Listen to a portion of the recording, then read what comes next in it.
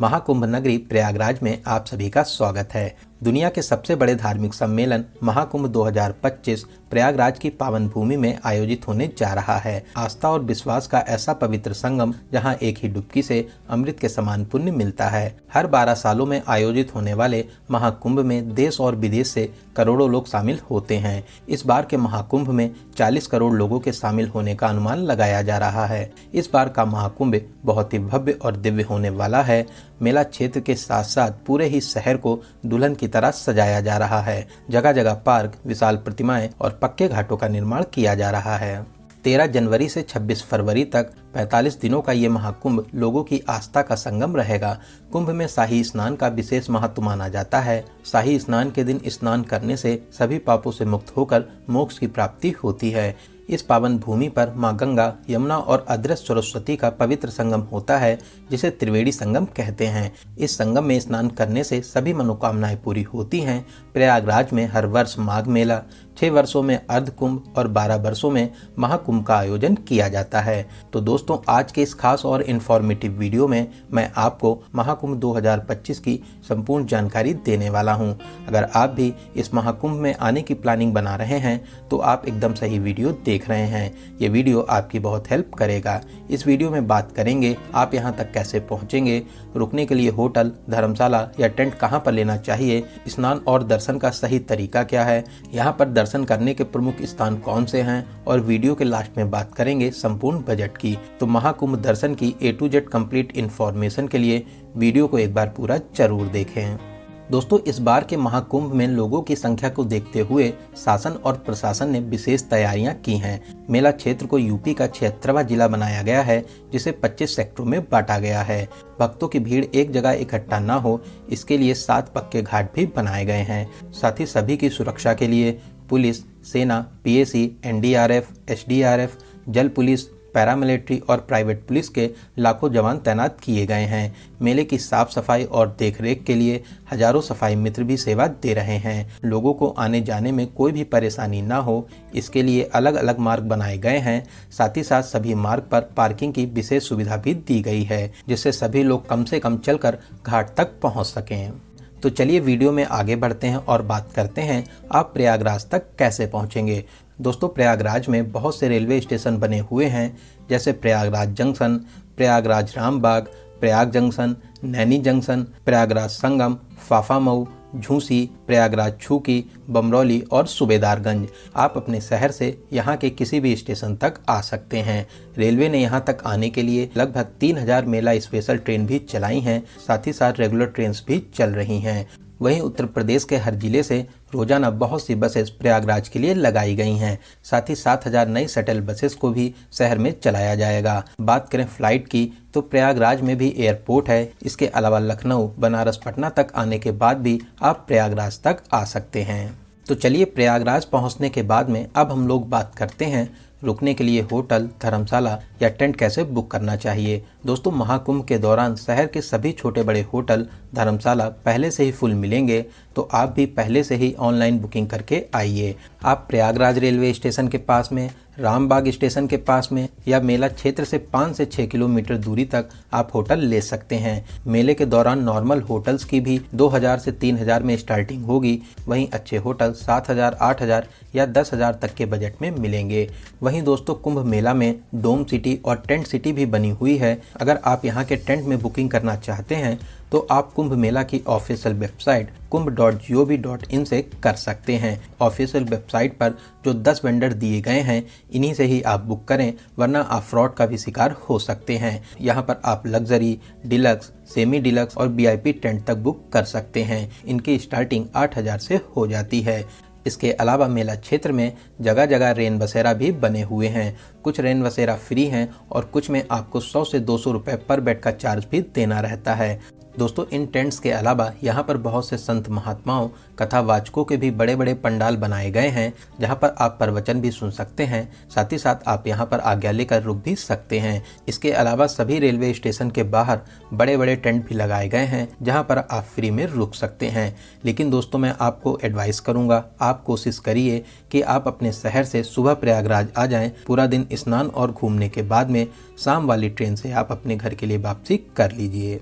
दोस्तों एक बात का आपको विशेष ध्यान देना होगा, शाही स्नान के दिन शहर में सभी प्राइवेट वाहन बंद रहेंगे। आप जिस भी मार्ग से आएंगे वहीं पर आपको पार्किंग मिल जाएगी। साथ ही नज़दीकी घाट पर आपको स्नान करना रहेगा। आप मान के चलिए कि आपको कम से कम 2 से 3 किलोमीटर चलना भी होगा। नॉर्मल डेज में रेलवे स्टेशन या बस स्टैंड से ऑटो या ई रिक्शा में 20 से 30 रुपए का किराया देकर आप न्यू नैनी ब्रिज, बहराना या चुंगी तक आ जाएंगे। फिर आप 1 से 2 किलोमीटर चलकर मुख्य मेला क्षेत्र में आकर बड़े हनुमान मंदिर किले के पास में आकर स्नान कर सकते हैं।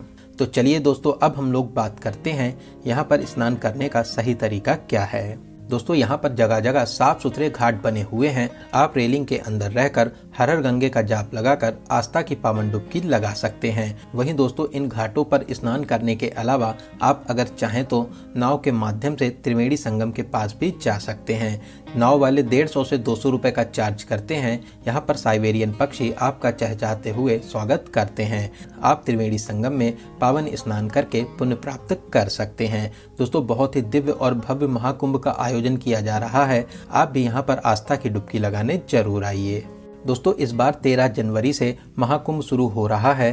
पहला शाही स्नान भी 13 जनवरी पौष पूर्णिमा को होगा।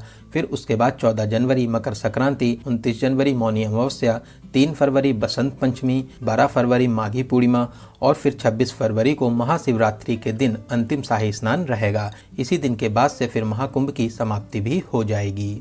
दोस्तों क्या आप जानते हैं इस कुंभ की शुरुआत कैसे हुई? शास्त्रों के अनुसार दुर्वासा महर्षि के श्राप से देवता कमजोर होने लगे। तब देवता विष्णु भगवान के पास पहुंचे। विष्णु जी ने उन्हें असुरों के साथ मिलकर समुद्र मंथन का उपाय बताया। तब भगवान विष्णु ने कछुए का रूप धारण कर मंदरांचल पर्वत को ऊपर रखकर वासुकी नाग को नेथी बनाया और फिर समुद्र मंथन शुरू हुआ। समुद्र मंथन से अमृत कुंभ निकला। अमृत कुंभ के लिए 12 दिनों तक राक्षसों और देवताओं के बीच भयंकर संग्राम हुआ। इसी बीच अमृत की 4 बूंदें पृथ्वी पर आ गिरी। ये बूंदें हरिद्वार, प्रयागराज, उज्जैन और नासिक में आ गिरी। तभी इन जगहों पर कुंभ का आयोजन किया जाता है और 12 सालों में प्रयागराज में महाकुंभ का आयोजन होता है। कुंभ के दौरान इन नदियों का जल अमृत के समान माना जाता है। तो दोस्तों यहाँ पर पावन स्नान करने के बाद में अब हम लोग बात करते हैं प्रयागराज में आप और कहाँ दर्शन कर सकते हैं। दोस्तों यही घाट के पास में ही किला बना हुआ है। किले के अंदर प्राचीन अक्षय वट है। यहाँ पर आप दर्शन जरूर करें। ऐसी मान्यता है वनवास के दौरान राम जी भी यहाँ पर रुके थे। साथ ही साथ किले के अंदर प्राचीन पातालपुरी मंदिर भी है। आप यहाँ पर भी दर्शन आदि कर सकते हैं। दोस्तों यहीं किले के पास में ही बड़े हनुमान जी का प्राचीन मंदिर भी स्थापित है। यहाँ पर हनुमान जी लेटे हुए हैं। मान्यताओं के अनुसार जब हनुमान जी संजीवनी बूटी लेकर आ रहे थे तब भरत जी ने असुर समझकर हनुमान जी पर बाण चलाया था, जिससे हनुमान जी यहीं पर गिरे थे। दोस्तों बहुत ही दिव्य और अलौकिक मंदिर है। यहाँ पर दर्शन करने से सभी मनोकामनाएं पूरी होती हैं। दोस्तों यहाँ से कुछ ही दूरी पर श्री आदि शंकर विमान मंडपम मंदिर भी स्थापित है, जिसे नौलखा मंदिर कहते हैं। द्रविड़ शैली में बना ये बहुत ही प्यारा मंदिर है। यहाँ पर भगवान विष्णु बालाजी के रूप में विराजमान है। साथ ही साथ मंदिर के ऊपर भाग में विशाल शिवलिंग भी स्थापित है। यहाँ पर दर्शन करके आपको बहुत ही अच्छा लगेगा। दोस्तों इन मंदिरों के अलावा सभी प्रमुख स्थान दूर दूर हैं, तो आप यहाँ पर ई रिक्शा या ऑटो बुक कर सकते हैं। ई रिक्शा और ऑटो वाले आपसे 1000 से 1500 रुपए का चार्ज करते हैं। 3 से 4 घंटे में 6 से 7 प्लेसेस को कवर करा देते हैं। तो चलिए सबसे पहले हम लोग चलेंगे मनकामेश्वर, जो न्यू नैनी ब्रिज के पास में स्थित है। दोस्तों यहाँ पर आप शिव जी के बहुत ही अलौकिक रूप के दर्शन प्राप्त कर सकते हैं। बहुत ही अलौकिक और दिव्य स्थान है। सभी भक्त यहाँ पर दर्शन करने जरूर आते हैं। तो चलिए नैनी ब्रिज को पार करते हुए अब हम लोग चलेंगे अरेल घाट के पास में बहुत ही प्यारा शिवालय पार्क बना हुआ है। दोस्तों इस शिवालय पार्क बहुत ही शानदार बना हुआ है। यहाँ पर 4 धाम और 12 ज्योतिर्लिंग मंदिरों को वेस्ट मटेरियल से बनाया गया है। साथ ही साथ यहाँ पर बच्चों के लिए बोटिंग करने का भी ऑप्शन रहता है। नॉर्मल डेज में 50 रुपए और संडे सैटरडे और छुट्टियों के दिन 100 रुपए का टिकट भी लगता है। तो चलिए यहाँ पर घूमने के बाद में अब हम लोग चलेंगे कंपनी गार्डन आज़ाद पार्क, जो यहाँ से लगभग 8 किलोमीटर दूरी पर स्थित है। दोस्तों ये वही पार्क है जहाँ पर हमारे महान क्रांतिकारी चंद्रशेखर आजाद जी ने अंग्रेजों से लड़ते हुए अपनी पिस्तौल की अंतिम गोली खुद को मार ली थी। अंग्रेज उनको जीवन में कभी भी पकड़ नहीं सके। दोस्तों ये पार्क बच्चों के लिए बेस्ट पिकनिक स्पॉट है। साथ ही साथ यहाँ पर बहुत से झूले भी लगे हुए हैं। तो चलिए यहाँ पर घूमने के बाद में अब हम लोग चलेंगे भरद्वाज पार्क और आश्रम, जो यहाँ से कुछ ही दूरी पर स्थित है। दोस्तों यहाँ पर ऋषि भरद्वाज जी की विशाल प्रतिमा स्थापित है। साथ ही साथ पार्क को भी बहुत ही प्यारा बनाया गया है। फोटो शूट के लिए ये बेस्ट प्लेस रहता है। तो यहाँ पर आप अपनी यादों के लिए प्यारी प्यारी फोटो शूट भी करा सकते हैं। वहीं यहाँ से कुछ ही दूरी पर आनंद भवन भी है, आप वहाँ पर भी घूमने जा सकते हैं। तो यहाँ पर घूमने के बाद में अब हम लोग फिर से मेला क्षेत्र के पास आ जाएंगे और अब हम लोग चलेंगे अलोपी माता मंदिर, जो यहाँ से मात्र 200 मीटर दूरी पर ही स्थित है। दोस्तों ये बहुत ही प्राचीन मंदिर है, जो माता सती के 51 शक्तिपीठों में से एक है। यहाँ पर दर्शन करने के विशेष महत्व माने जाते हैं। आप मंदिर में प्रवेश कर माता रानी के अद्भुत रूप के दर्शन कर आशीर्वाद प्राप्त कर सकते हैं। तो यहाँ पर दर्शन करने के बाद में अब हम लोग चलेंगे नाग वासुकी मंदिर, जो यहाँ से लगभग 2 किलोमीटर दूरी पर स्थित है। दोस्तों ये प्रयागराज के प्रमुख मंदिरों में से एक है। यहाँ पर भगवान नाग वासुकी विराजमान है। नाग वासुकी जी ने समुद्र मंथन पर नेति अर्थात रस्सी की भूमिका निभाई थी। तो आप यहाँ पर दर्शन करने जरूर आएं। दोस्तों यहाँ से कुछ ही दूरी पर प्राचीन वेणी माधव मंदिर भी स्थापित है। वेणी माधव जी को मेला क्षेत्र का रक्षक और प्रयागराज का मुख्य देवता माना जाता है। आप अपनी लिस्ट में इस मंदिर को जरूर शामिल करें। तो दोस्तों इन सभी प्रमुख मंदिरों में दर्शन करने के बाद में आप शाम वाली ट्रेन या अगले दिन अपने घर के लिए वापसी भी कर सकते हैं। तो चलिए दोस्तों अब हम लोग बात करते हैं सबसे ज़रूरी क्वेश्चन बजट का। कितने बजट में आप इस पावन यात्रा को पूरा कर लेंगे। दोस्तों अगर आप 2 लोग हैं और आप सेम डे आकर अपने घर के लिए वापसी कर लेते हैं तो आप मान के चलिए कि 3000 से 4000 प्लस ट्रेन टिकट, इतने बजट में आप इस पावन यात्रा को पूरा कर लेंगे।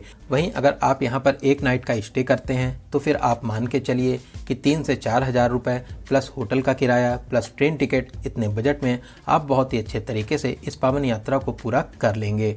तो दोस्तों यहाँ पर मैंने आपको महाकुंभ मेले से रिलेटेड हर एक छोटी बड़ी जानकारी को बहुत ही अच्छे और सही से देने की पूरी कोशिश की है। अगर फिर भी आपके कोई क्वेश्चन रह जाते हैं तो आप हमें कमेंट के माध्यम से पूछ सकते हैं। दोस्तों आपको ये वीडियो कैसा लगा और आप इस वीडियो को कहाँ से देख रहे हैं कमेंट बॉक्स में ज़रूर बताइएगा। अगर आपको वीडियो की जानकारी हेल्पफुल लगी हो तो अपने एक लाइक से हमें मोटिवेट जरूर करें। साथ ही साथ अपने सभी फ्रेंड्स और रिलेटिव में जरूर से जरूर शेयर करें। वहीं दोस्तों अगर अभी तक आप हमारी फैमिली यात्रा मित्र से नहीं जुड़े हैं तो प्लीज़ चैनल को सब्सक्राइब जरूर करें। साथ ही साथ बेल आइकन प्रेस करने के बाद में ऑल नोटिफिकेशन को जरूर क्लिक करें, जिससे भविष्य में आने वाले महाकुंभ मेले के वीडियोस और साथ ही साथ अदर प्लेसेस के वीडियो आसानी से मिल सकें। तो चलिए दोस्तों अब मिलते हैं किसी ऐसे इन्फॉर्मेटिव वीडियोस में। तब तक आप अपना और अपने परिवार का बहुत ज़्यादा ख्याल रखें। आपकी यात्रा सफल, सुगम और मंगलमय हो। जय हिंद, जय भारत, हर हर गंगे।